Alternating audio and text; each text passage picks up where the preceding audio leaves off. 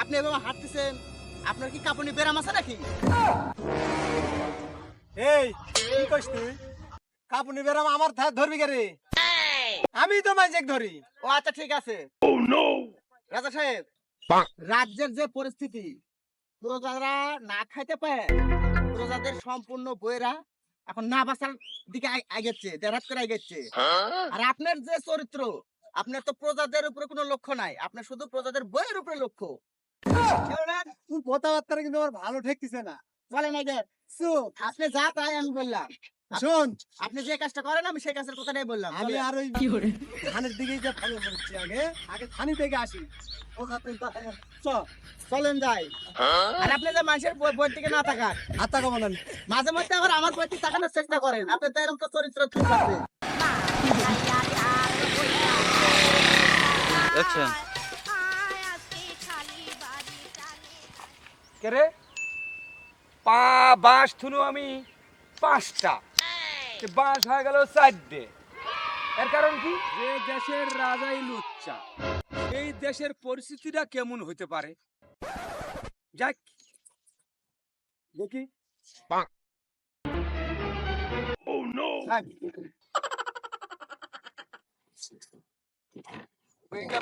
পারলে চলে যাবে, এটা আর থুবো না।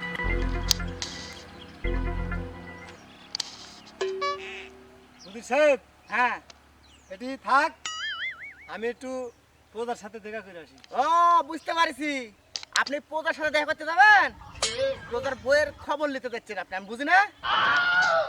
এই যে তোর কথাবার্তা আমার ভালো ঠেকতেছে না। তোর কথার করে আর পিছন মেরে দেবো কিন্তু।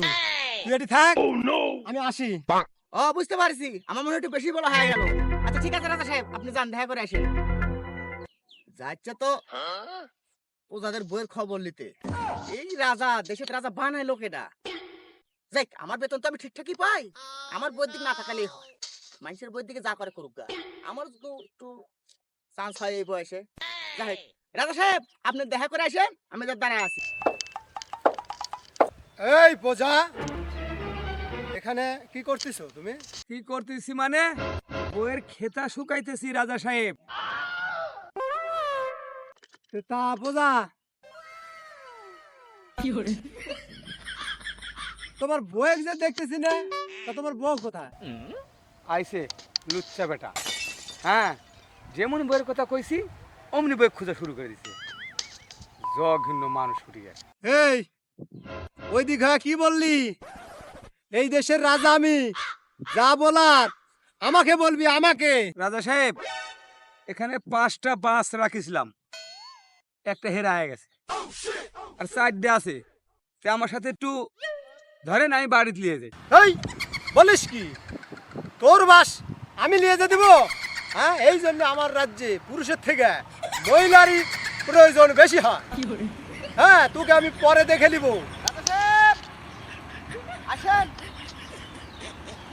এই তোর বউটা তুই বেঁচে গেল, তোর বউটা সুন্দর বলে বেঁচে গেল। রাজা সাহেব আসেন। আসি।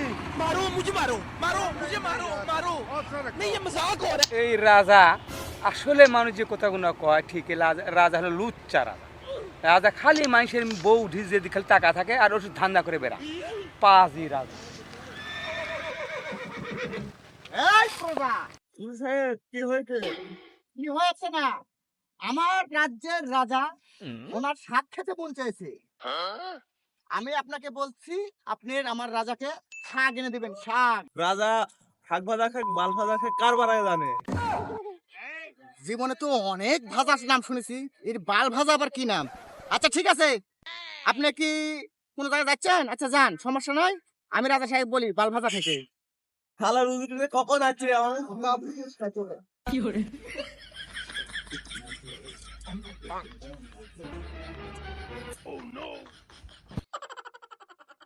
কি ব্যাপার?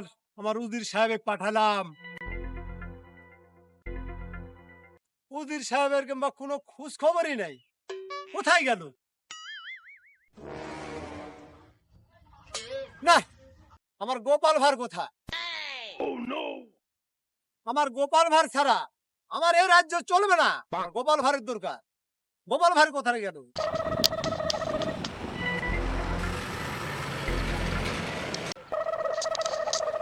গোপাল সাহেব দাঁড়ান, আপনি কি প্রয়োজন? হুজুর আসতেছি, দাঁড়ান।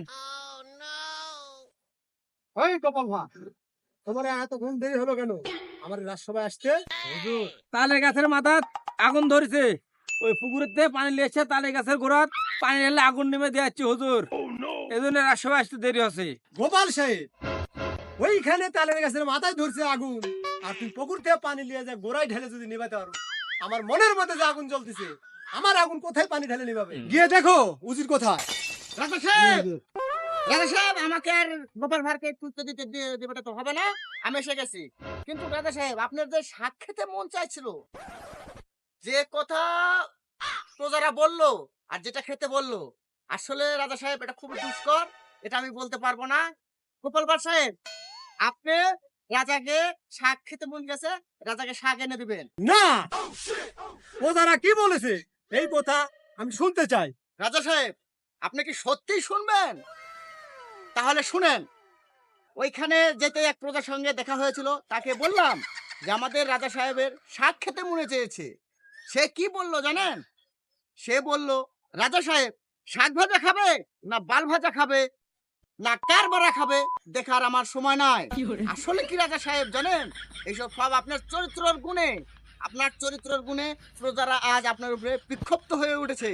অতএব আপনি এসব বাদ দেন, প্রজার বইয়ের দিকে না তাকিয়ে প্রজাদের দিকে তাকান, প্রজাদের গোলার দিকে তাকান, তাহলে রাজা আপনার ধন্য মনে হবে আর প্রজারা আপনাদেরকে ভালোবাসবে। কি বলেন গোপাল সাহেব? জি জি। উজির সাহেব, হ্যাঁ, তুমি ঠিকই বলেছো, আমার চরিত্রের একটু সমস্যা আছে। অগদ সম্পদ হলে মানুষের চরিত্র একটু প্রবলেমই হয়।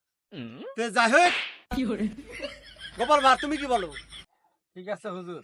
তে আমরা এখন ভালোভাবে রাজ্য এখন চালাবো, হ্যাঁ, ভালোভাবে ভালো পরিবেশে, আমি আর ওই খারাপ নজরে আর চলাফেরা করবো না। ঠিক আছে রাজা সাহেব, তাহলে চলেন আমরা রাজ্য সভায় যে বসে আলোচনা করবো। চলো চলো গোপাল সাহেব।